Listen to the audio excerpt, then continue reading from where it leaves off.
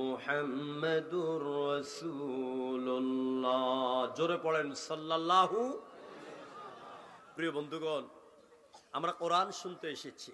কি শুনতে এলাম? কোরআন শুনতে এলাম। আল্লাহর আকাশের নিচে জমিনের উপর এর চাইতে আজীব এবং আজিম কিতাব আর একটাও আছে? নাই। দুনিয়াতে কত কিতাব আছে, কত বই আছে, কিন্তু কোরআনের মতন এত সমাদৃত, গ্রহণযোগ্য, মূল্যবান কোন কিতাব আর একটাও। দুনিয়ার সব কিতাবে বেশ কম ভুল আছে, শাব্দিক বাক্য কিছু অসঙ্গতি আছে, কিন্তু কোরআন এমন একটি কিতাব যার মধ্যে কোনো ভুল। আল্লাহ রাব্বুল আলামিন বলেন, যালিকাল কিতাবু লা রাইবা ফীহি হুদাল লিল মুত্তাকিন। যালিকাল কিতাবু লা রাইবা ফীহি, that is the book, there is no doubt in it. সে বই, সেই কিতাব যার প্রতিটি হরফে, শব্দে, অক্ষরে, বাক্যে, আয়াতে, সূরায়, গোটা কিতাবের ভিতরে সামান্যতম বিন্দু পরিমাণ, সরিষা পরিমাণ, জাররা পরিমাণ সন্দেহ নাই, ভুল নাই। সুবহানাল্লাহ কোন? যে কইলে সওয়াব হবে না, বলেন সুবহানাল্লাহ। কয়নি কি পাইছেন কোন তো? কে কইছে? আন্দাদি ওয়াজ। সুবহানাল্লাহ এই দুইটি শব্দ লিখতে 9টা অক্ষর। কয়টা অক্ষর? সুবহান লিখতে 5 অক্ষর, আল্লাহ লিখতে 4 অক্ষর, 9টি অক্ষর। রাসূলুল্লাহ কোরআন সম্পর্কে বলেছেন, মান ক্বারা হারফাম মিন কিতাবিল্লাহি তাআলা ফালাহু আশার। যেই ব্যক্তি আমার কোরআনের উপর ঈমান আনার পরে কোরআন থেকে বুঝে হোক না বুঝে হোক একটা হরফ, একটা বর্ণ তেলাওয়াত করবে, আল্লাহ পাক প্রত্যেক অক্ষরের বিনিময় 10 করে নেকি লিখে দেন। আপনি যখন সুবহানাল্লাহ একবার বললেন, 10 দিয়া 9 পূরণ দেন, লেখা হয়ে যাবে 9 10 90। আল্লাহু আকবার কইতেন না? তাহলে আর সুবহানাল্লাহর ওয়াজ লাগবে? আর যেখানে দরকার সেখানে বলবেন, নেকির বস্তা নিয়ে বাড়িতে যাবেন। প্রিয় বন্ধুগণ, এটি নির্ভুল কিতাব। মহান আল্লাহ রাব্বুল আলামিন এই কিতাব কেন দিলেন, কি জন্য দিলেন? আজকে আমাদের সমাজে বিগত দিনগুলিতেও কিছু কিছু মুসলমান মনে করেছে, যদি আমি কোরআনের পক্ষে কথা বলি, যদি আমি কোরআনের দলের সাথে সম্পৃক্ত হই, যদি আমি কোরআনওয়ালাদের সাথে বসে চা খাই, না জানি আমার নামটা থানার মধ্যে চলে যায়। কথা কোন ঠিক কিনা? না জানি আমি হতবাগা হয়ে যাই। কোরআন কি আমাকে আপনাকে হতবাগা বানাবার জন্য এসেছে, না ভাগ্যবান বানাবার জন্য এসেছে? আল্লাহ পাক বলেন, তাহা মা আনজালনা আলাইকাল কুরআনা লিতাশকা। ও নবী, আমি আপনার কাছে এই মহামূল্যবান কোরআন, এই কিতাব এই জন্য নাজিল করি নাই, এই কিতাবের কাছে যদি আসেন, এই কিতাবকে যদি মানেন, এই কিতাবের আন্দোলন যদি করেন, এই কিতাব প্রতিষ্ঠার, এই কিতাবের রাজত্ব কায়েমের আন্দোলনে যদি আপনি সহযোগী হন, আপনি কর্মী হন, শপথকৃত কর্মী হন, আপনি হতভাগা হবেন, আপনি মার খাবেন, আপনার ভাগ্য পুড়ে যাবে। এই জন্য আমি কোরআন দেই নাই, বরং কোরআন দিয়েছি, কোরআনের সাথে লাগবেন, দুনিয়া পরকালে আপনার জীবনটা ধন্য হয়ে যাবে। এটা কার ওয়াদা? চিল্লাবেন, কার ওয়াদা? আল্লাহর ওয়াদা। এখান থেকে আমি আপনাদেরকে শিখাতে চাই, স্পষ্ট করে দ্ব্যর্থহীন কণ্ঠে বলতে চাই, এখনো যারা ভুল পথে আছেন, বিভিন্ন তন্ত্রফন্ত্রের পথে আছেন, মানুষের তৈরি করা মতবাদকে প্রতিষ্ঠিত করার আন্দোলন এখনো যারা করেন, আল্লাহর ওয়াস্তে তওবা করে আল্লাহর কোরআনের আন্দোলনে শরীক হয়ে যান। তাহলে এই দুনিয়াতে পাবেন শান্তি, পরকালে পাবেন মুক্তি। এটা কার কথা? এই যে বললাম দুনিয়াতে শান্তি, পরকালে মুক্তি, এই কথাটা কার? ফামান তাবিআ হুদায়া ফালা খাউফুন আলাইহিম ওয়ালা হুম ইয়াহজানুন। আমার আল্লাহ পাক বলেন, যে ব্যক্তি আমার কোরআন মানবি, আমার কোরআনের অনুসরণ করবে, আমার কোরআনের দেওয়া পারিবারিক জীবন, ব্যক্তি জীবন, সামাজিক জীবন, রাষ্ট্রীয় জীবন, অর্থনীতি, সমাজনীতি, যুদ্ধনীতি, বন্ধুনীতি, বক্তব্য, দেওয়াল লিখন, কোরআন অনুযায়ী রাজনীতি করবে, দুনিয়াতে ওর জন্য কোনো ভয় নাই। আর পরকালের ময়দানে ওদের কলেজার ভিতর জাহান্নামের আগুনের কোনো চিন্তাও থাকবে না। এ ওয়াদাটা কার? এ ওয়াদাটা কার? আমি জাবিরির, কোন মোল্লার, কোন দলের?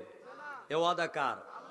আল্লাহ বলছেন, কোরআন মানলে তোমার পরিবার যদি কোরআন ঢুকাইতে পারো, দেখবা তোমার স্ত্রী তোমার অনুগত হবে, কলজাটা দিয়ে তোমারে ভালোবাসবে। তোমার ছেলে মেয়েরা যখন তুমি বুড়া হয়ে যাবে, পারবে না যে গায়ের চামড়াটা খুললা বাবের জুতা বানাইয়া দিতে। তোমার ঘরে যদি কোরআন ঢুকে, সুদ থাকবে না, ঘুষ থাকবে না, হালাল খাবে, হালাল ভাবে বড় হবে, পরিবারটা হয়ে যাবে ইসলামিক পরিবার। এই জন্য আল্লাহ পাক বলেছেন, ইয়া আইয়ুহাল্লাযীনা আমানু কু আনফুসাকুম ওয়া আহলিকুম নারা। হে ঈমানদারেরা, নিজে জাহান্নামের আগুন থেকে বাঁচাও। যে বউটাকে পাগলের মতন ভালোবাসো, ওই বউটাকেও জাহান্নামের আগুন থেকে বাঁচাও। আপনি নামাজ পড়েন, আপনি রোজা রাখেন, আপনি কোরআনের কথা বলেন, কোরআনের পথে চলেন, আপনার বউ বোরকা ছাড়া চুল ছাইরা ল্যাংটা চলে, আপনি যাবেন জান্নাতে, আপনার বউ যাবে জাহান্নামে। এর দ্বারা প্রমাণিত হয় আপনি কি বউকে ভালোবাসেন না বউয়ের শত্রু? আপনি বউয়ের শত্রু। কারণ আপনি জান্নাতে যেতে চান, আপনার স্ত্রীকে জান্নাতে নেওয়ার পদক্ষেপ আপনি গ্রহণ করেন নাই।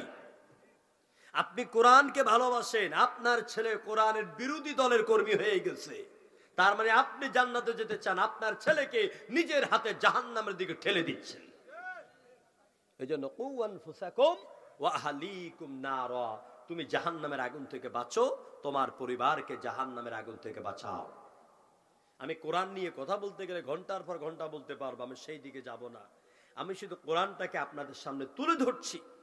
আমরা আজকে কোরআনকে না বুঝার কারণে মুসলমানদের পক্ষে, মুসলমান হইয়া মুসলমানের পক্ষে সাপাই না গাইয়া আমরা আজকে ইসকনের পক্ষে সাপাই গাই।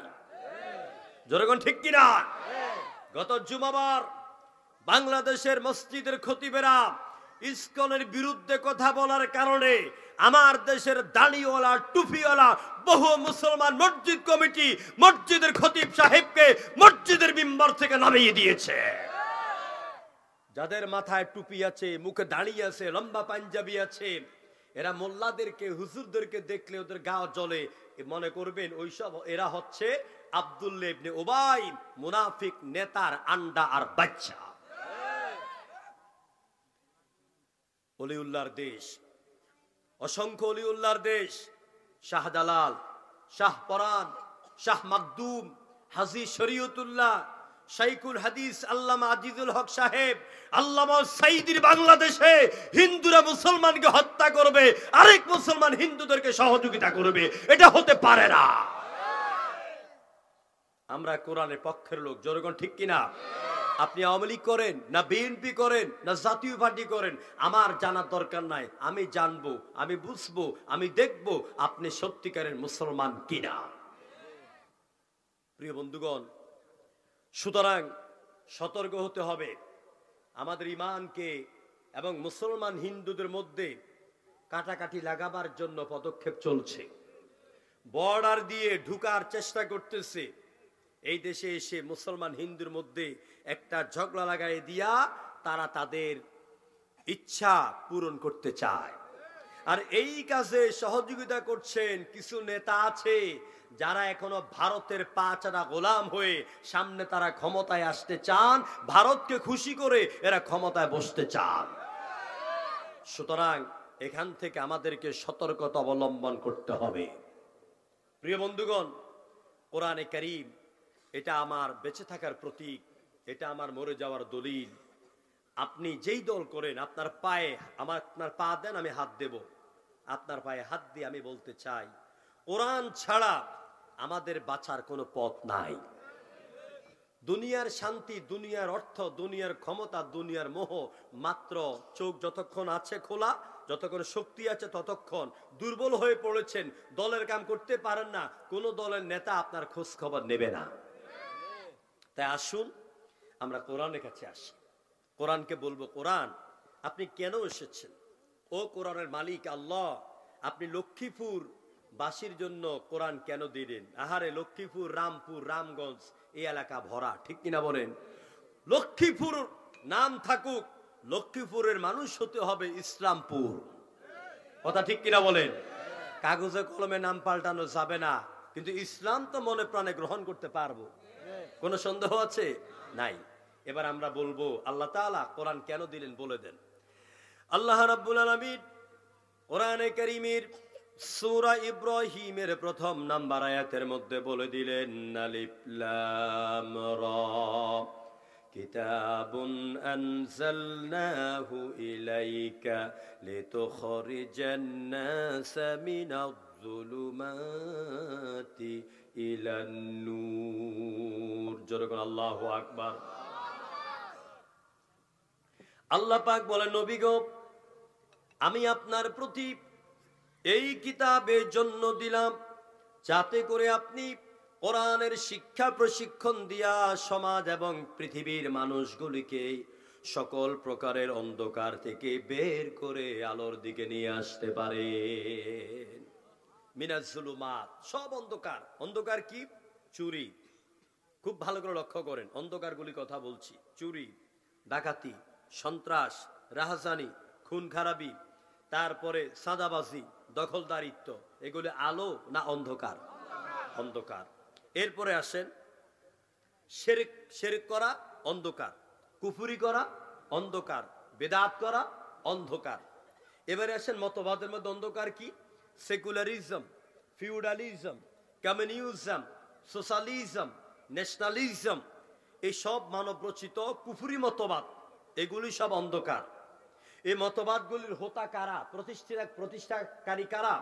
Curl Marx, Lenin, Hume, Galileo, Copernicus, Kepler, Darwin, Hegel, Mao Tse tung, Bertrand Russell. এই সব লোকেরা মানুষকে জাহান্নামের দিকে নেওয়ার জন্য এরা 24 ঘন্টা কাজ করে যাচ্ছে। আমার ভাইয়েরা, এই জন্য নবী বললেন, ওয়া কওমি মা লি আদউকুম ইলান নাজওয়া। এ ভাই উঠেন গো, এই আইরে মুসলমান, শয়তান ঢুকছে মনে আপনাদের ভিতরে নাকি? শয়তানের চিমটি মারে, কখন বাড়ি যাবি, বিছানা গরম করবি, কম্বল গরম করবি। আপনার দাদা মা বাপ শুয়ে আছে, কেউ আজকে তার আর উঠে না। এখানে বসেন, এখানে বসেন, অন্তত একটা ঘন্টা বসার কারণে যদি আল্লাহ কিয়ামতের দিন মাফ করে দেয়, এর চেয়ে বড় পাওয়ার কিছুই হবে না। আমার ভাইয়েরা, নবীরা বলছি, ও আমার এলাকার লোকেরা, ও আমার স্বজাতির লোকেরা, ও আমার রাষ্ট্রের লোকেরা, ও আমার সমাজের লোকেরা, আমি তোমাদেরকে দাওয়াত দিলাম, ইলাহা ইল্লাল্লাহ, আল্লাহ ছাড়া কোনো ইলাহ নাই। তোমাদেরকে আমি মুক্তির দিকে দাওয়াত দিচ্ছি, নাজাতের দিকে দাওয়াত দিচ্ছি। আদউকুম ইলান নাজওয়া, আমি তোমাদেরকে মুক্তির দিকে দাওয়াত দিচ্ছি। ওয়া তাদউনানি ইলান নার, কি আশ্চর্য বিষয়! আমি বলি মুক্তির কথা, আমি বলি জান্নাতের কথা, আমি বলি তাওহীদের কথা, আমি বলি রিসালাতের কথা, আমি বলি সুখের কথা, আমি বলি শান্তির কথা, আর তোমরা আমাকে রং বিরঙ্গের লোভ দেখাইয়া তোমরা আমাকে দাওয়াত দাও জাহান্নামের দিকে। ওটা দাওয়াত শুনতে চান? আমরা জান্নাতের দিকে দাওয়াত শুনতে চাই। আসুন, জান্নাতে যাওয়ার জন্য আমাদেরকে যা করার দরকার, আমি আপনাদের খুব পরিচিত একটা বিষয়, একটা আয়াতের আলোচনা আপনাদের সামনে শুরু করব ইনশাআল্লাহ। আল্লাহর হস্তে উঠা বসা করেন না, সবাই পড়েন, আউযু বিল্লাহি মিনাশ الشيطان الرجيم بسم الله الرحمن الرحيم وقضى ربك ألا تعبدوا إلا إياه وبالوالدين إحسانا إما يبلغن عندك الكبر أحدهما أو كلاهما فلا تقل لهما أف ولا تنهرهما وقل لهما قولا كريما آمنت بالله صدق الله العظيم সূরা বনি ইসরাইল কোরআনের 114টি সূরার মধ্যে এটি হচ্ছে 17 নম্বর সূরা 30তম পারার মধ্যে এটি হচ্ছে 15তম পারা এই সূরার 22 নং আয়াত আমি আপনাদের খেদমতে তেলাওয়াত করেছি আল্লাহ তাআলা ইরশাদ করছেন খুব ভালো করে মন লাগাই অর্থটা শুনুন وَقَضَى رَبُّكَ أَلَّا تَعْبُدُوا إِلَّا إِيَّاهُ তোমার রবের চূড়ান্ত সিদ্ধান্ত হলো একমাত্র আল্লাহ ছাড়া আল্লাহ ব্যতীত আর কারো ইবাদত করা যাবে না ওয়াবিল ওয়ালিদাইনি ইহসানা মা বাবার আনুগত্য করো মা বাবার সাথে ইহসানমূলক ব্যবহার করো যখন ইম্মা ইয়াবলুগান্না ইনদাকাল কিবরা আহাদুহুমা আও কিলাহুমা যখন তাদের মধ্যে একজন অথবা উভয়জন বার্ধক্য পৌঁছে যান দাঁত পড়ে যায় গালের চামড়া বটে যায় নিজে একা দাঁড়াইতে পারে না ঠিকমতে কথা মনে রাখতে পারে না এক কথা বুড়ো হয়ে যান ফালা তাকুল লাহুমা উফিউ ওয়ালা তানহারুহুমা ওই সময় বৃদ্ধ মা বাবা এরা ছোট্ট সন্তানের মতন হয়ে যান আর তোমরা সন্তানেরা হয়ে যাও তাদের গাইডিয়ান তাদের অভিভাবক যেরকম ঠিক কিনা তো এই সময় মা বাবার মনটা খুব ছোট থাকে ছেলে রুচি করে ছেলে কামাই করে ছেলের বউ ঘরে আছে নাতি নাতনি আছে চাহিদা মতে কিছু চাইতেও পারে না বলতেও পারে না এরপরও যদি মা বাপ কিছু আমতা আমতা করে বলতে চায় না জানি ছেলের বউ মাকে বাবাকে চোখ রাঙায় ভয়ে ভয়ে থাকে যখন মা বাপ তখন ফালা তাকুল্লাহুমা উফ তুমি তোমার মা বাবার সামনে উহ শব্দটি পর্যন্ত উচ্চারণ করো না আর কি করবে না ওয়ালা তানহারুহুমা চোখের ভ্রু কুঞ্চিত করে চোখ মোটা করে লাল করে ঘাড়ের রগ ফুলাইয়া মা বাবাকে ধমকের স্বরে কথা বলিও না এটা কার অর্ডার তাহলে এই কথা বলার পরে মা বাবাকে ধমকাইয়ে কথা বলা যাবে না চোখ রাঙানো যাবে না মা বাপ কষ্ট পায় এমন আচরণ করা যাবে না ধমক দেওয়া যাবে না এটা মানা নফল সুন্নত মুস্তাহাব না ফরজ যেরকম কি ফরজ নামাজ যেমন ফরজ ঈমান আনা যেমন ফরজ হজ করা যেমন ফরজ সামর্থ্য থাকলে যাকাত দেওয়া যেমন ফরজ ঠিক আল্লাহর মা বাবার সাথে ব্যবহারের ক্ষেত্রে এই নির্দেশ মানাটাও ফরজ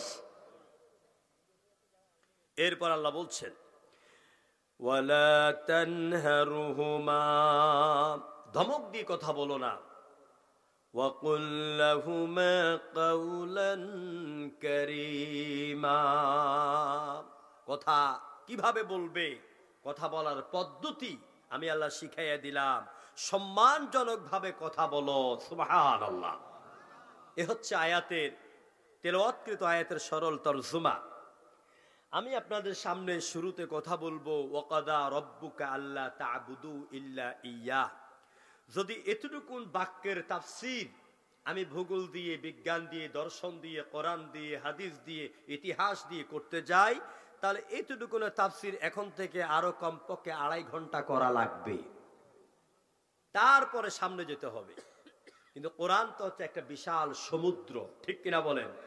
কেমন সমুদ্র? তলাবিহীন ঝুড়ি, চেনেন তো আপনারা? বাজারে যাবেন ব্যাগ নিয়ে, বড় ব্যাগ নিয়ে, নিচে দিয়ে ব্যাগের ছিদ্র আছে, তলা নাই, ছিলানো নাই, ছুটা, উপর দিয়ে 10 কেজি গোস্ত নেন, 20 কেজি আলু নেন, ব্যাগে কিছু থাকবে? থাকবে না। ওই তলাবিহীন ঝুড়ি যেমন, কোরআনও হচ্ছে এরকম এক তলাবিহীন সমুদ্রের নাম। আল্লাহ রাব্বুল আলামিন কোরআনে কারীমের প্রশংসা করতে গিয়ে আল্লাহ পাক নিজে বললেন, নবী আপনি কোরআন সম্পর্কে দুনিয়ার মানুষকে ধারণা দিয়ে দেন।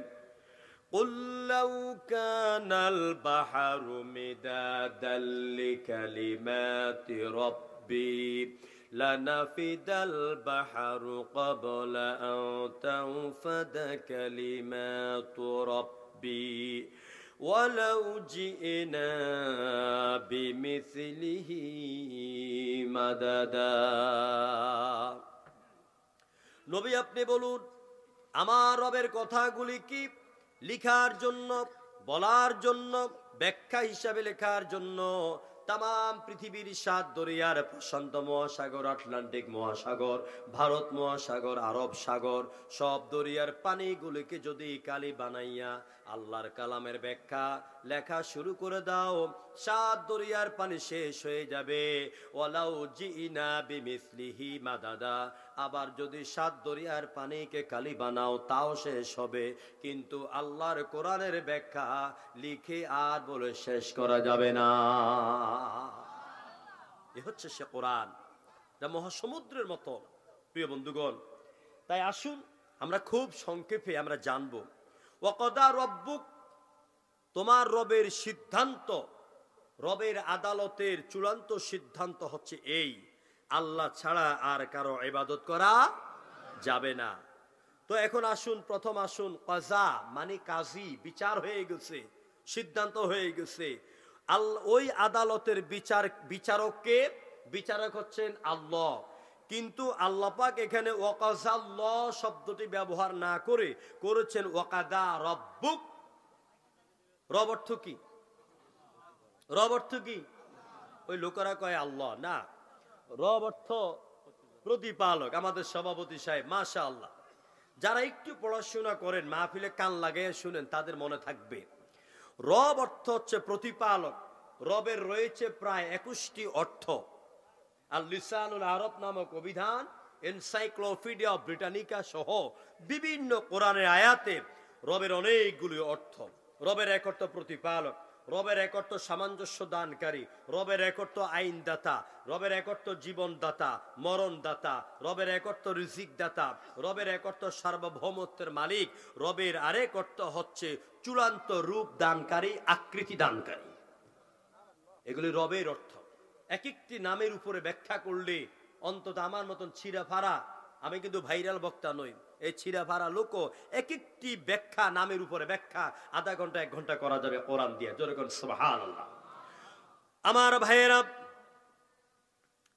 আল্লাহ পাক বলছেন, তোমার রবের চূড়ান্ত সিদ্ধান্ত হলো আল্লাহ ছাড়া কারো ইবাদত করা যাবে না, কারো গোলামি করা যাবে না। আমরা আপনাদেরকে দাওয়াত দিচ্ছি রবের দিকে, রবের প্রতি ঈমান আনেন। কারণ আল্লাহর প্রতি ঈমান আনাটা স্বাভাবিক, রবের উপর ঈমান আনা কষ্টকর। বল হুজুর এটা আবার কি বললেন? এটা বলছি এই জন্য, নবীজি যখন নবুয়ত পান নাই, রিসালাত পান নাই, তখন আরবের আবু জাহেল, উতবা, সাইবা, কাফিরেরা, এদেরকে যদি প্রশ্ন করা হতো, ওয়ালা ইন সাআলতাহুম মান খালাকাস সামাওয়াতি ওয়াল আরদ লা ইয়াকুলুন্নাল্লাহ, ওই কাফিরদেরকে, মুশরিকদেরকে তুমি প্রশ্ন করো আকাশ বানালেন কে, জমিন বানালেন কে, দেখবে তারা অবশ্যই বলবে আল্লাহ। আকাশ বানিয়েছেন কে? আরো জোরে কোন? জমিন বানিয়েছেন কে? এ বিশ্ব নবী নবুয়তের, তাওহীদের দাওয়াত দেওয়ার আগেও তারা এই কথা বিশ্বাস করত। তবে তাদের সমস্যা ছিল, তারা এক আল্লাহর সাথে লাত, মানাত, উজ্জাকে ওরা শরীক করত। ওরা আল্লাহর সামনে যেভাবে মাথা নত করার দরকার, ওরা ঈশ্বর ঈশ্বরী, পরমেশ্বর পরমেশ্বরী, ব্রহ্মা সাবিত্রী, কামদেব কামদেবী, নারায়ণ নারায়ণী, লাত উজ্জা মানাত, এদের সামনে তারা মাথা নত করত। আমার ভাইয়েরা, এই জন্য আল্লাহ পাক কোরআনে কারীম যখন নাযিল করা শুরু করলেন, তখন আল্লাহ কি বললেন দেখেন, ইকরা বিসমি রাব্বিকাল্লাযী খালাক, read in the name of your lord who has created, পড়ো তুমি তোমার সে রবের নামে, যেই রব তোমাকে বানিয়েছেন। সুবহানাল্লাহ। এখানে তো আল্লাহ বলতে পারতেন ইকরা বিসমিল্লাহিল্লাযী খালাক। আল্লাহ কিন্তু এটা আল্লাহ নাম আনেন নাই, আল্লাহ এনেছেন আল্লাহর নাম কয়টা বলেন তো? কয়টা? 99টা। আপনারা সাধারণ মুসলমান জানেন, যারা মুহাক্কিক আলেম, যারা গবেষণা করেন, তারা অনেকেই জানেন আল্লাহ পাকের নাম রয়েছে মোট 1000 নাম। সুবহানাল্লাহ কোন? আরো জোরে কোন সুবহানাল্লাহ। 1000 নাম। 300 নাম আছে তাওরাতে, 300 নাম আছে জাবুরে, 300 নাম আছে ইনজিলে, গেল 900। আর বাকি কত? 99 নাম কোরআনে। একটা নাম আল্লাহর কাছে লুকায়িত, এটা পৃথিবীতে কোন নবী কোন রাসূল কেউ জানেন না। 99টা নাম কোরআনে। এর মধ্যে আল্লাহর একটা সিফাতি নাম হচ্ছে রব। কি নাম? রব। আল্লাহ পাক নবীকে বললেন, আপনি পড়ুন আপনার রবের নামে। কবরে যাবার পরে আল্লাহ পাক আপনাকে ফেরেশতারা এমন প্রশ্ন করবে না, মানিল্লাহ, কে তোমার আল্লাহ? প্রশ্ন করবে মান রাব্বুক, তোমার রব কে? এই প্রশ্ন কেন করবেন জানেন? এই প্রশ্ন করবেন এই জন্য, এই যে দুনিয়ার প্ল্যাটফর্ম থেকে, দুনিয়ার স্টেশন থেকে আখিরাতের মঞ্জিল স্টেশনে এসেছো, এখানে আসার আগে দুনিয়াতে যে জীবন চালাইছো, তোমার আইনদাতা ছিল কে? তোমার জীবনদাতা ছিল কে? তোমার রাষ্ট্রীয় দায়িত্বে কে ছিল? তুমি কার সংবিধান মেনেছো? কার নামে মিছিল করেছো? কার নামে দেওয়াল লিখন করেছো? কার নামে বক্তব্য দিয়েছো? কাকে নেতা মেনেছো? জবাব দাও। এই জন্য মান রাব্বুক, মানিল্লাহ প্রশ্ন না হইয়া প্রশ্ন হবে মান রাব্বুক, দুনিয়াতে রব মেনেছো কাকে? আইনদাতা, জীবনদাতা, মরণদাতা, আশ্রয়দাতা, হুকুমদাতা, বিধানদাতা, কারে মানছো? ওই জবাব দাও। এখন চিন্তা করুন, আপনি কারে আপনার রব, আপনার নেতা মানতেছেন? আপনি তো ওই নেতার পিছনে ঘুরে, যেই নেতা রাতের 3টা বাজে মদের বোতল খাইয়া ঘুমায়, রাতের 12টা বাজে উঠে, যেই নেতার জীবনে নামাজ নাই, যেই নেতা নিজের বউকে ঘরে রাইখা হোটেলে অন্য নারী নিয়ে রাত কাটায়, আপনি সেই নেতার আদর্শকে প্রতিষ্ঠিত করার জন্য আন্দোলন করে রক্ত দেন। সেই নেতার কথা শুনেই আপনি কোরআনে কারীমের মাহফিল লক্ষ্মীপুরের জমিনে বন্ধ করে দেন। চিল্লা বলো ঠিক কিনা? প্রিয় বন্ধুগণ, জবাব নিয়া জেনে শুনে তারপরে কবরে যান। এটা আমার, এই যে কথাটা বললাম, এটা আমার কথা না, আল্লাহর কথা। ওয়ালা তামুতুন্না ইল্লা ওয়া আনতুম মুসলিমুন। মুসলমান হওয়া ছাড়া মৃত্যুবরণ করো না। প্রশ্ন হচ্ছে আল্লাহর পক্ষ থেকে, জাতির সামনে প্রশ্ন হচ্ছে, হু ইজ মুসলিম? মুসলিম কে? এই যে আপনারা যারা আমার সামনে সবাই আছেন, আমি কিন্তু সবাইকে কমপ্লিট মুসলমান বলতে পারবো না, কারণ আপনার ব্যক্তিগত আমল সম্পর্কে আমি জানি না। যেরকম ঠিক কিনা? আমি নিজেও ব্যক্তিগত কমপ্লিট মুসলিম এখনো হইতে পারি নাই। কমপ্লিট মুসলিম কাকে বলে? Muslim is the uncondition complete surrender to Allah. মুসলমান বলা হয় তাকে যে ব্যক্তি আল্লাহর আইনের সামনে, হুকুমের সামনে, বিধানের সামনে নিজের ব্যক্তিগত পারিবারিক মেমোরিতে যা আছে লুকাইয়া, অন্তরে যা আছে লুকিয়ে, চিন্তা চেতনা সবকিছু বাহ্যিক গোপনীয় সবকিছু আল্লাহর সামনে আত্মসমর্পণ করতে পেরেছে, ওই ব্যক্তি হচ্ছে কমপ্লিট মুসলমান। কোনো প্রশ্ন নাই। আপনি সমাজের মধ্যে বড় মুসলমান, মাথায় পাগড়ি আছে, গায়ে লম্বা পাঞ্জাবি আছে, 10 বার হজ করেছেন, ওমরা করেন, লাইন ধরায় যাকাত দেন, আবার আপনার মতন মুসলমানই আবার কি করেন? সুদের ব্যবসা করেন। কথা জবাব দেন না কেন? এরকম মুসলমান আছে না নাই? আপনি মুসলমান, নামাজ পড়েন, আল্লাহর কথা বলেন, দেখতে শুনতে সুইসাব, কিন্তু আপনার মতো ব্যক্তি মানব রচিত কুফরি মতবাদকে জমিনে প্রতিষ্ঠার আন্দোলনে কর্মী আপনি। সুতরাং আমি আপনাকে পরিপূর্ণ মুসলমান বলতে পারছি না। আমার বাবারা, ভাইয়েরা, দেখুন হযরতি মূসা আলাইহিস সালাতু ওয়াস সালামকে আমার আল্লাহ পাক তিনি বললেন, মূসা রে, তোমাকে নবুয়ত দিলাম, তুমি চলে যাও রাষ্ট্রপ্রধানের কাছে, তুমি দাওয়াত দিয়ে দাও, রাষ্ট্রপ্রধানের কাছে তুমি দাওয়াত নিয়ে যাও। হযরতে মূসা আলাইহিস সালাম তিনি তার ভাই সহ রাষ্ট্রপ্রধানের কাছে গেলেন। বলেন তো ৩৫০০ বছর আগে ওই সময় রাষ্ট্রপ্রধানের কি নাম ছিল মিশরে? কি নাম ছিল? ফিরাউন। দেখুন কি চিরাচরিত অভ্যাস, যুগে যুগে নবী রাসূল কোরআনে দাঁড়িয়ে আল্লাহ যারাই রাষ্ট্রপ্রধান সহ রাষ্ট্রের মানুষের কাছে আল্লাহ পাকের রুবুবিয়তের দাওয়াত, আমি রবের তাফসীর করছি, ওয়াকাদা রাব্বুক, এই রুবুবিয়তের দাওয়াত, আল্লাহর আইনের কথা, আল্লাহর জীবন বিধানের কথা নিয়ে যখন তারা গিয়েছে, তখন নবীদেরকে ওই অপশক্তি, ইসলাম বিরোধী, কোরআন বিরোধী শক্তি নবীদেরকে গালিগালাজ করেছে। কি করেছে? কোরআন বলছে, আল্লাহ পাক বলেন, ইলা ফিরআউনা ওয়া হামানা ওয়া কারুনা ফাকালু সাহিরুন কাযযাব। হযরতে মূসা, হারুন তারা যখন ফিরাউনের কাছে, রাষ্ট্রপ্রধান আর বড় মন্ত্রীদের কাছে, হামান এবং কারুন এইসব লোকদের কাছে যুগে যুগে যখন দাওয়াত নিয়ে যাওয়া হলো, যখন বলছে লা ইলাহা ইল্লাল্লাহ, আল্লাহ ছাড়া কোনো ইলাহ নাই, কোনো মাবুদ নাই, কোনো আইনদাতা জীবনদাতা নাই, তখন এই রাষ্ট্রপ্রধান বক্তব্য দিয়েছে। আর রাষ্ট্রপ্রধানের মন্ত্রী পরিষদ টেলিভিশনের স্যাটেলাইটে বিভিন্ন বক্তৃতায় তারা বলে বেড়াতো, ফাকালু সাহিরুন কাযযাব, এরা হচ্ছে জাদুকর, এরা হচ্ছে মিথ্যাবাদী। যেরকম ঠিক কিনা? যেরকম ঠিক কিনা? আমরা চট্টগ্রামের ফেরেট ময়দানে 28 বছর কথা বলেছি, আমরা ঢাকার পল্টন ময়দানে 26 বছর কথা বলেছি, সিলেট আলিয়ার জমিনে 27 বছর কথা বলেছি। যখনই আমরা বলেছি লা ইলাহা ইল্লাল্লাহ, মানি শুধু আল্লাহ ছাড়া উপাস্য নাই, আল্লাহ ছাড়া মাবুদ নাই, এটাই অর্থ নয়, বরং ইলাহ মানে আইনদাতা, জীবনদাতা, মরণদাতা, হুকুমদাতা, সার্বভৌমত্বের মালিক। তার মানে লা ইলাহা ইল্লাল্লাহ, আল্লাহ ছাড়া কারো আইন মানি না, কারো হুকুম মানি না, কারো শাসন মানি না, আল্লাহ ছাড়া কারো আইন দিয়া সমাজ চলতে পারে না, রাষ্ট্র চলতে পারে না, সংসদ চলতে পারে না, আদালত চলতে পারে না। এই কালেমার ব্যাখ্যা করার জন্যই আল্লামা সাঈদীকে কারাগারে নিয়েছে। আমার বন্ধুগণ, একই কায়দা হযরতে মূসার উপরে ছড়িয়ে গেল। আমার বিশ্ব নবীকে পাগল বলে নাই? কথা কয় না কেন? মিথ্যাবাদী বলে নাই? মক্কা থেকে বের করে নাই?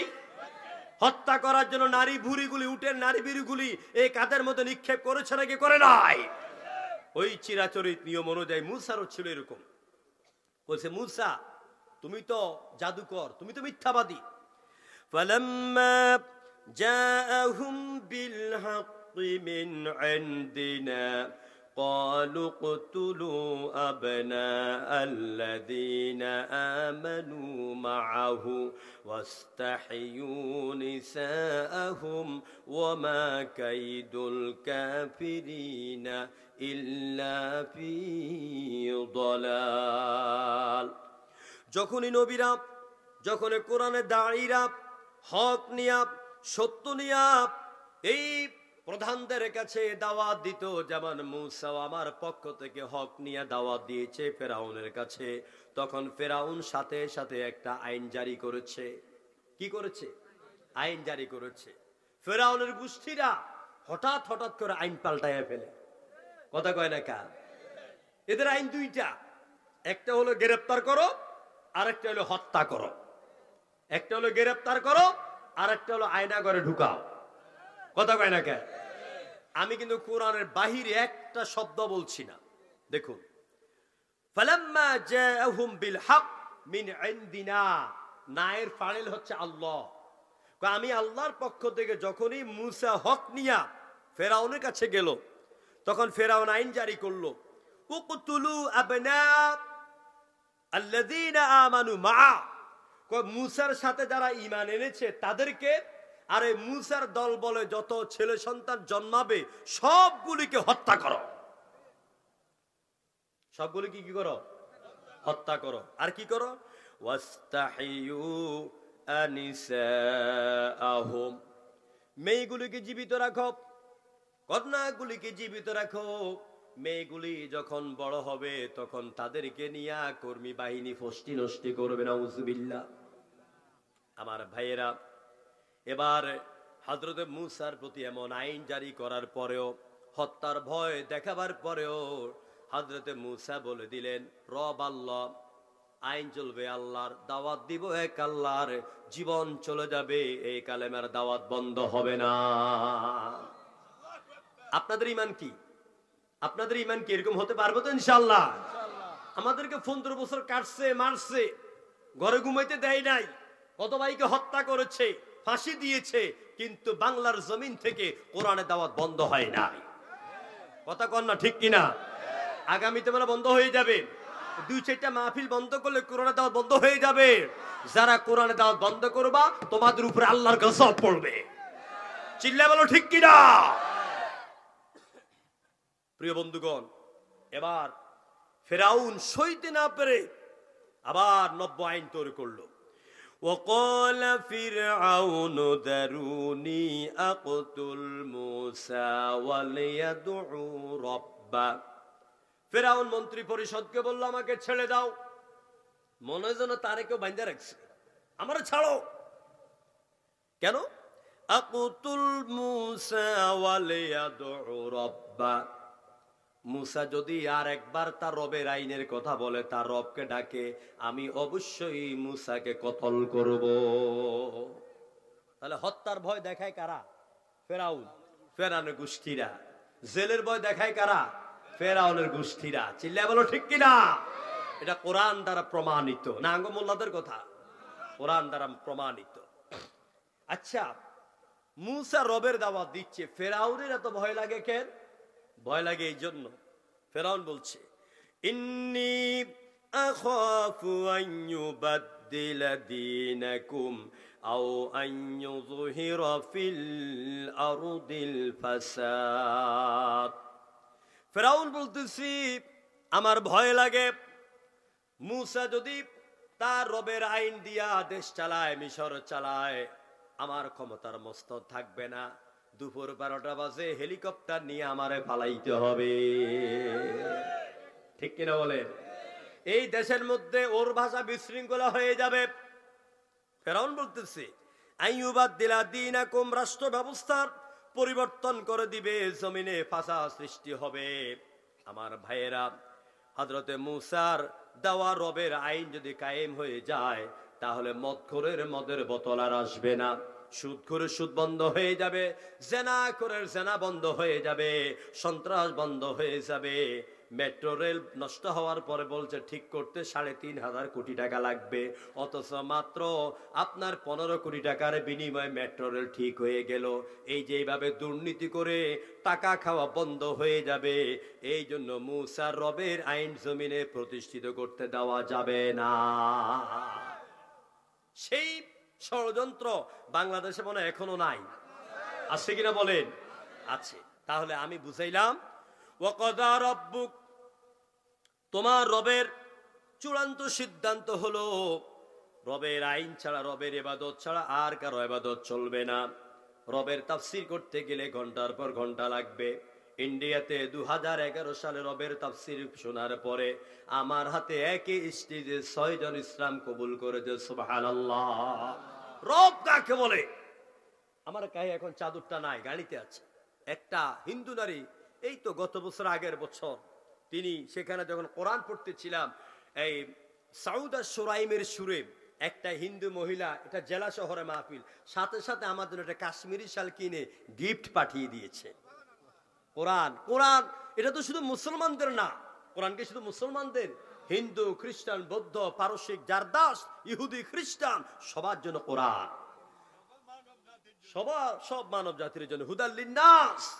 সবার কল্যাণের জন্য আল্লাহ কোরআন দিয়েছেন। এই যে এই কোরআন শুনলে পরে অনেক অমুসলিমদের চোখের পানি দিয়া চোখ দিয়া দরদর করে পানি পড়ে, সুবহানাল্লাহ। আবার কিছু মুসলমান নামক কুলাঙ্গার আছে, এরা কোরআনের আয়াত শুনলে কলিজার মধ্যে আগুন লাগে। চিল্লাই এখন ঠিক কিনা? ওই যে তুরস্কের তৎকালীন প্রেসিডেন্ট কামাল আতাতুর্ক যখন ফজরের আযান হচ্ছিল, তখন আতাতুর্কের ঘুম ভেঙে গেল। কামাল আতাতুর্ক তার বডিগার্ডকে পাঠালো, সেনা প্রধানকে খবর দাও। সেনা প্রধানকে ডেকে আনলো রাতের বেলা। আমি এত জোরে কিসের আওয়াজ শুনলাম, আমার ঘুম ভেঙে গেল। সেনা প্রধান বলছেন, স্যার আপনিও মুসলমান, আমিও মুসলমান। আপনি জানেন মুসলমানদের জন্য দৈনিক 5 বার আযান দেওয়া হয়। এই ভোরবেলা ফজরের আযান দিয়েছে, মসজিদের মিনার থেকে ভেসে এলো, আসসালাতু খায়রুম মিনান নাওম।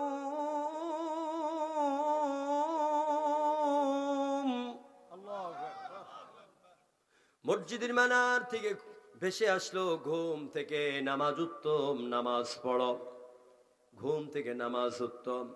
কামাল আতাতুর্কের কলিজার মধ্যে আগুন ধরে গেল, মেজাজ খারাপ হয়ে গেল।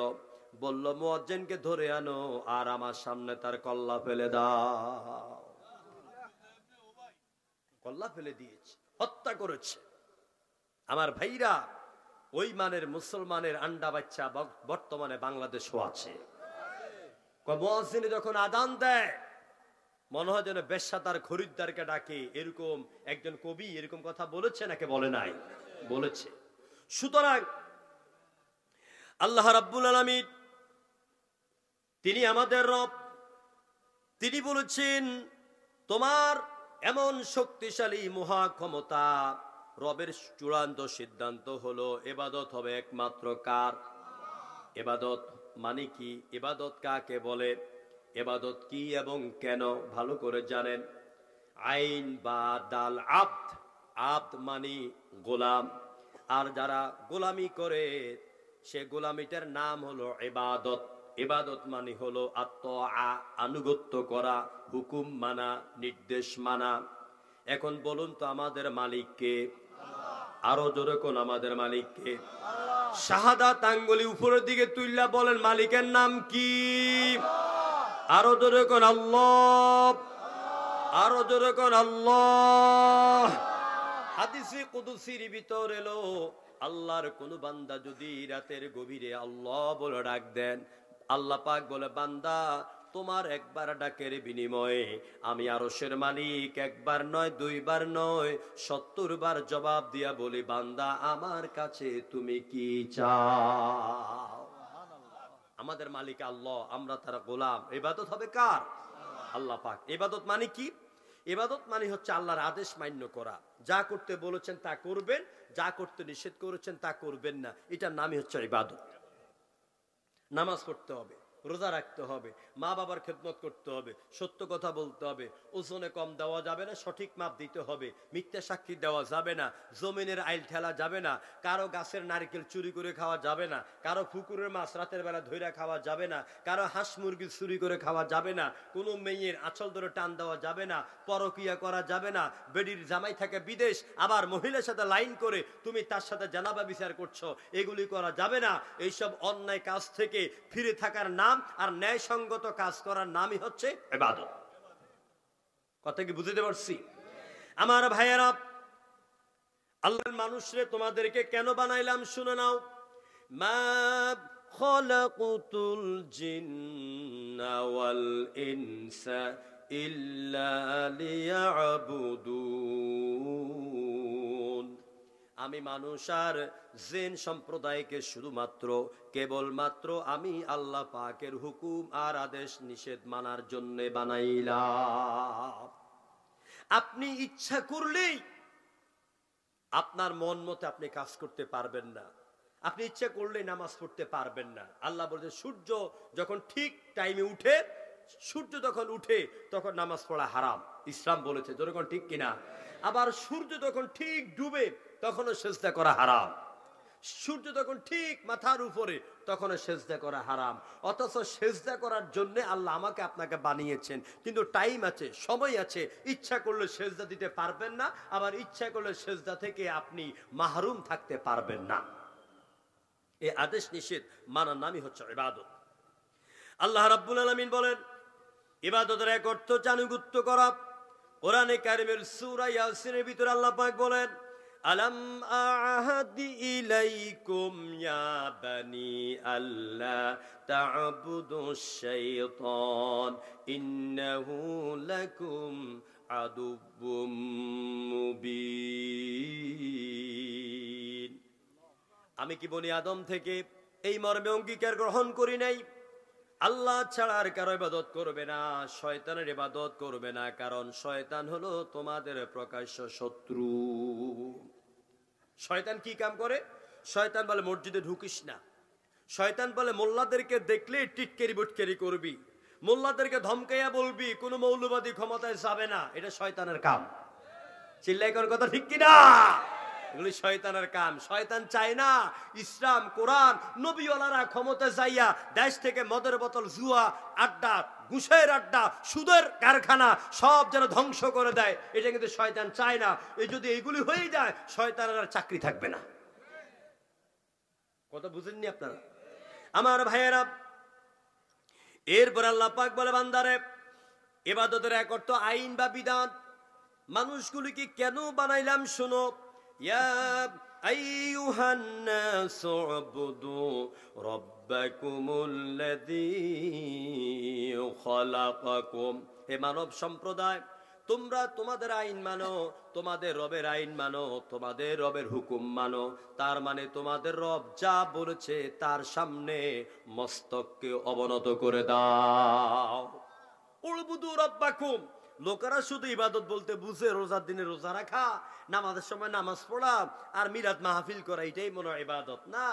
ইবাদত হচ্ছে ঘুম থেকে উঠার পরে আবার ঘুমাতে যাওয়ার আগ পর্যন্ত সব কিছু আল্লাহর কোরআন মতে পরিচালনার নামই হচ্ছে ইবাদত। আপনি যখন দোকানে ক্যাশের সামনে বসবেন, এই ক্যাশের বাক্সটা খোলার সময় বলবেন বিসমিল্লাহির রহমানির রহিম, তাওয়াক্কালতু আলাল্লাহ, আল্লাহুম্মা রযুকনি রিজকান কারীমান হালালান তাইয়্যিবা। ও আমার রব, আমি হালাল ব্যবসা করতে বসছি, তুমি আমার ব্যবসা বরকত দাও, হালাল ব্যবসা বরকত দাও, আয় কামাই বাড়াই দাও, বেচা বিক্রি বাড়াই দাও। আল্লাহ নবী বলছেন, এই বান্দা যতক্ষণ পর্যন্ত এই ব্যবসার কাজে বসে থাকবে, দোকানদারি করবে, ততক্ষণ তার প্রত্যেকটা সময় আল্লাহর ইবাদতের খাতায় লেখা হয়ে যাবে। কিন্তু ব্যবসা করতে বসে তো ওজনে কম দেন, চুরি করেন, মিথ্যার ধান্দায় থাকেন, কম দেওয়ার ধান্দায় থাকেন, তাহলে এটা কি ইবাদত হবে না শয়তানি হবে? না শয়তানি হবে, গুনাহ হবে।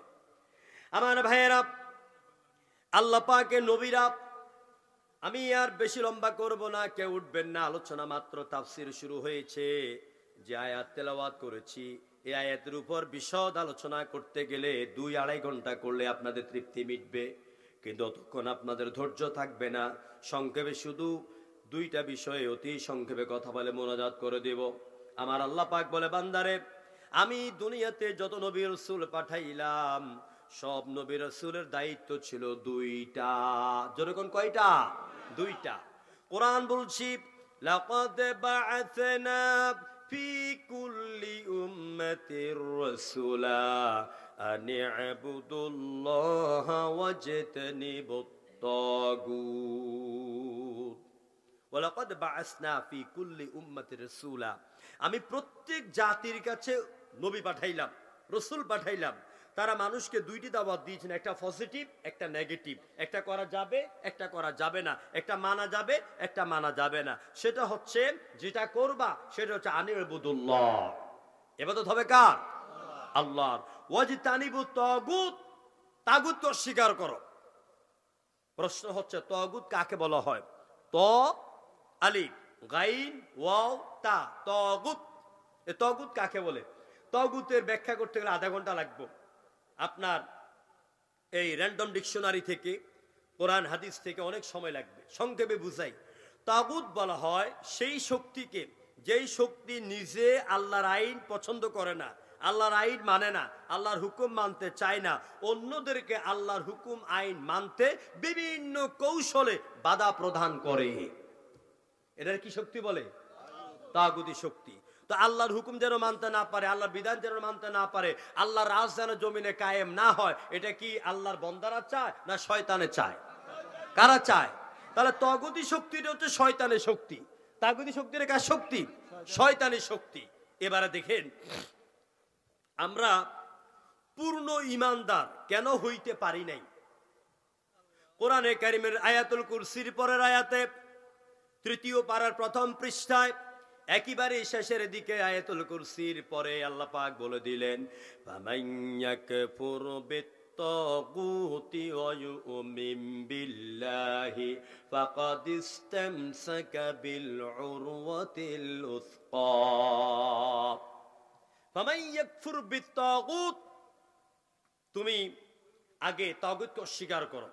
এই যে আমাকে কাফের মধ্যে চা দিলেন, এই চায়ের কাপের মধ্যে যদি ময়লা থাকে, গন্ধ থাকে, দুর্গন্ধ থাকে, তো আমাকে যত মিষ্টি চা দেখ, এই চা কি পান করা যাবে?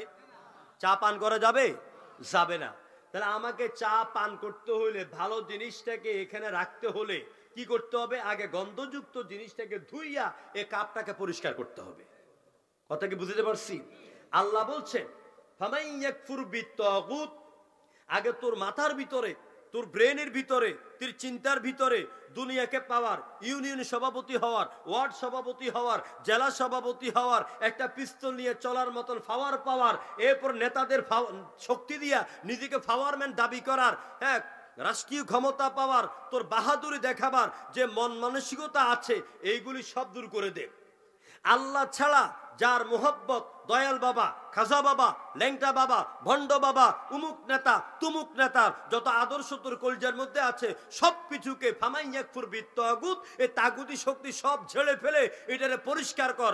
পরিষ্কার করে ওয়ায়ুমিন বিল্লাহ, এবারে কলজার মধ্যে ধাক্কা দিয়া বল লা ইলাহা ইল্লাল্লাহ। আল্লাহ ছাড়া কারো আইন মানি না, কারো শক্তি মানি না, এই কলবের মধ্যে আল্লাহ ছাড়া কারো জায়গা নাই। এটার নাম ঈমান। এটার নাম কি? ঈমান। এই জন্য আল্লাহ পাক বলছেন, সব নবীরা বলেছেন আল্লাহর গোলামি করো, তাগুতকে অস্বীকার করো। এর কারণ হলো ইনিল হুকুমু ইল্লা লিল্লাহ। জমিন কার?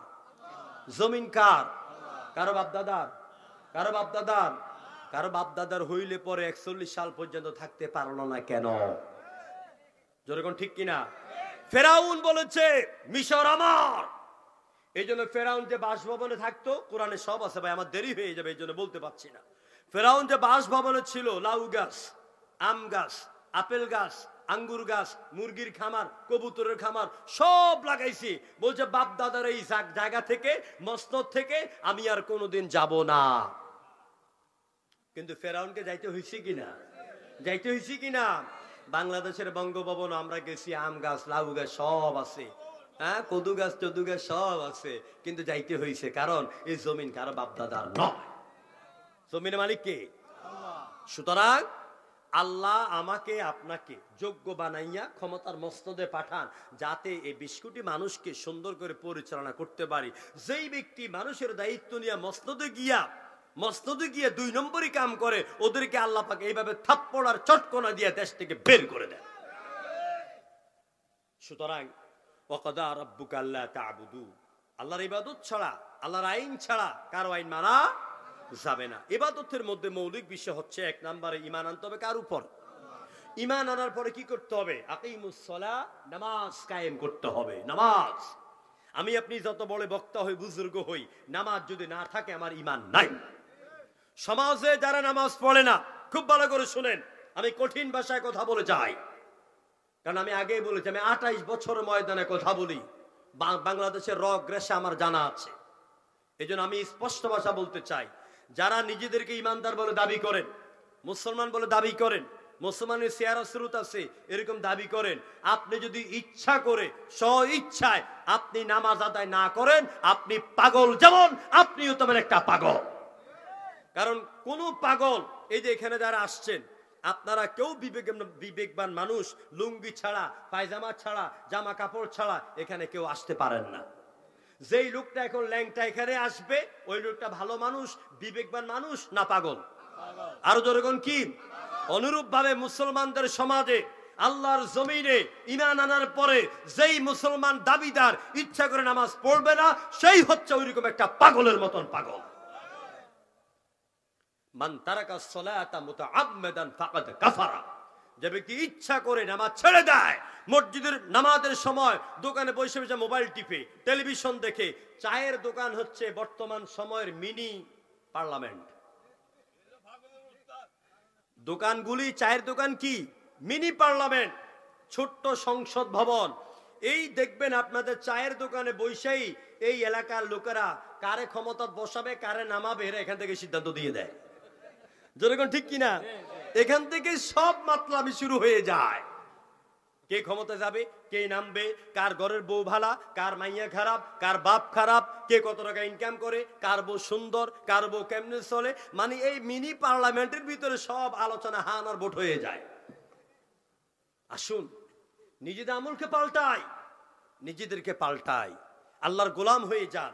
যদি আল্লাহর একনিষ্ঠ গোলাম হতে পারেন, আল্লাহর হুকুম হাকাম মানতে পারেন, ঠিক মতো নামাজগুলো আদায় করতে পারেন, আব্বা আম্মার খেদমত করতে পারেন, মানুষকে সম্মান করতে পারেন, আল্লাহর দ্বীনের পক্ষে থাকতে পারেন, মসজিদের সাথে এ কলবের সম্পর্ক যদি রাখতে পারেন, হালাল হারাম বাচ্চা খাইতে পারেন, স্ত্রীকে সম্মান দিতে পারেন, সন্তানদেরকে দিনদার বানাইতে পারেন, আপনার জন্য অপেক্ষা করবে আল্লাহর জান্নাত। কি অপেক্ষা করবে? আল্লাহর জান্নাত অপেক্ষা করবে। দেখুন কোরআন দিয়ে এই কথা দিয়ে শেষ করে দিব।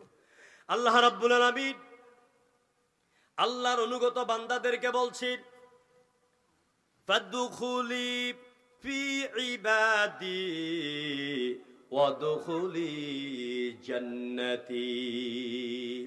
যারা আমার গোলামের কাতারের মধ্যে এসে গেছো, আমার ইবাদতের খাতায় যারা নাম লিখিয়েছো, আমার বান্দা হতে পেরেছো, আজ তোমাদেরকে আমি ডাক দিলাম, তোমরা দলে দলে আমার জান্নাতে ঢুকে যাও। জান্নাতে যেতে চাই তো আমরা জান্নাতে যেতে চাই। আমরা আমাদের বাংলাদেশটাকেও একটা জান্নাতি পরিবেশ হিসাবে গড়ে তুলতে সবাই চান্ত, সবাই চান্ত কোন ইনশাআল্লাহ। এই বাংলাদেশের এই লক্ষ্মীপুরের জমিনের অবস্থা পরিবর্তন করতে হলে ওমরের উত্তরসূরি লাগবে। কি লাগবে? আল্লাহ বলছেন নবীর পরে, মুহাম্মদের পরে কোন নবী নাই, মুহাম্মদ সাল্লাল্লাহু আলাইহি ওয়াসাল্লামের পরে কোন নবী আসবে? কিন্তু কোথাও কিন্তু এই কথা বলেন নাই ওমর আর আসবে না, এই কথা বলছেন নাকি? প্রভু তুমি বলেছ রাসূল দেবে না, আল্লাহু আকবার। প্রভু তুমি বলেছ রাসূল দেবে না, বলনি দেবে না ওমর, বলনি দেবে না হামজা তারিক, খালিদ বিজয় সমর। প্রভু তুমি বলেছ রাসূল দেবে না, বলনি দেবে না ওমরের যুগ, রাশেদার সেই খেলাফত, ফিরিয়ে দেবে না আলোর সমাজ, কেটে কেটে আধারে রাত। পৃথিবীতে আর তুমি কভু দেবে না, পৃথিবীতে আর তুমি কভু দেবে না, খুলে সোনালি দোর, বলনি দেবে না হামজা তারিক, খালিদ বিজয় সমর। প্রভু তুমি বলেছ ওমর রাসূল দেবে না, বলনি দেবে না ওমর, বলনি দেবে না হামজা তারিক, খালিদ বিজয় সমর। পৃথিবীর দিকে দিকে শুধু হাহাকার, লাঞ্ছিত মানবতা। জোরে কোন কথা ঠিক কিনা? পৃথিবীর দিকে দিকে শুধু হাহাকার, লাঞ্ছিত মানবতা। মাজলুমানেরি আহাজারিতে বয় বাতাসে বিষণ্ণতা। পুনরায় পাঠাও গো ওমর আবার, পুনরায় পাঠাও গো ওমর আবার কাটুক আধারে গোর। বলনি দেবে না হামজা, বলনি দেবে না রাসূল তুমি, বলনি দেবে না ওমর। প্রভু তুমি বলেছ রাসূল দেবে না, বলনি দেবে না ওমর, বলনি দেবে না হামজা তারিক, খালিদ বিজয়ী সমর। আল্লাহু আকবার, আরো জোরে করে আল্লাহু আকবার। তাহলে এই সমাজকে, এ রাষ্ট্রকে পরিবর্তন করার দায়িত্ব ফেরেশতাদের না আমাদের? জোরে কোন কার? আমাদের দায়িত্ব। তাহলে কি তাহাজ্জুদ নামাজ পড়িয়া নফল রোজা রাখিয়া সুবহানাল্লাহ আল্লাহু আকবার কইয়া 40 দিনে সিল্লা দিয়ে দোয়া করব, আল্লাহ আমাদের মসনদের মধ্যে কোরআনের দাড়িকে এনে দাও, কোরআনের শাসকরে এনে দাও, দোয়া করলে হয়ে যাবে নাকি? সবকিছু পরিবর্তনের জন্য আন্দোলন দরকার। কথা কয় না কেন? 5ই আগস্টের আন্দোলন না হলে বুক ফুলাইয়া আজকে কথা বলতে পারতাম না। এরপর আমরা বলেছি কত স্টেজ ভেঙেছি, এই যে গুলি গেছে এই পাশ দিয়া, এরকম গুলি গেছে, মসজিদের আয়না ঝাঁঝরা হয়ে গেছে 19 দিন ব্যাপী তাফসীর মাহফিলে। প্রিয় ভাইয়েরা, কত গাড়ি ভেঙেছে। 4টা মামলা ছিল, গত 10 নভেম্বর সবগুলো থেকে মুক্তি পাইছি, ঘুমাইতে পারি নাই, কথা ছাড়ি নাই। মসজিদের ইমামতি গেছে উত্তরবাড্ডা খানবাগ মসজিদ, গুম করার জন্য সব টাইম টেবিল রেডি। উত্তরের মেয়র আতিকুর রহমান সাহেব আমার জন্য বাড্ডা তারা রুসি ফারবে সাহেবকে নিয়েছে মতিঝিলে, মতিঝিলের রুসিকে আনছে বাড্ডায় আমাকে গুম করার জন্য। কিন্তু কোরআনে হক কথা ছাড়ি নাই, কারণ জমিন আল্লাহ, আমি আল্লাহ, কথা বলবো কার?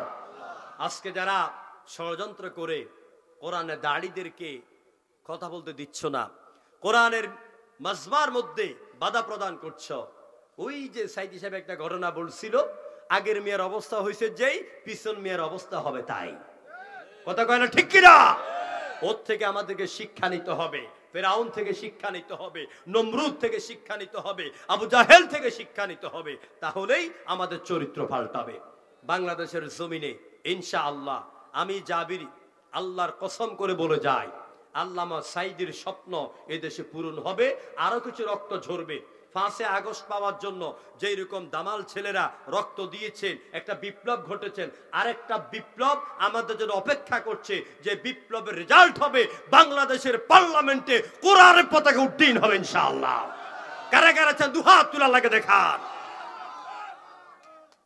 আল্লাহু আকবার কোন, আল্লাহু আকবার কোন।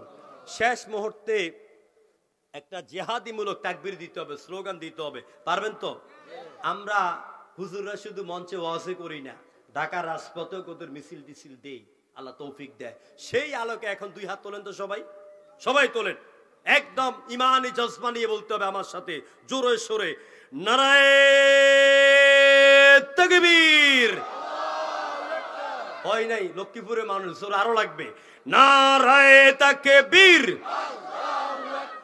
আল কোরআনের আলম, আল হাদিসের আলম, সংসদে জালুম, সারা বাংলায় জালুম, স্কুল কলেজে জালুম, শিক্ষা সিলেবাসে জালুম, সব সমস্যার সমাধান আমার নেতা তোমার নেতা, নারায়ে তাকবীর। وآخر دعوانا الحمد لله رب العالمين السلام عليكم ورحمة الله وبركاته আলহামদুলিল্লাহ। সম্মানিত তাওহীদি জনতা, আমরা শুকরুনানি ইলান নার, তোমরা আমাকে জাহান্নামের দিকে ডাকো। সুতরাং আপনারা কি জান্নাতের দাওয়াত শুনতে চান না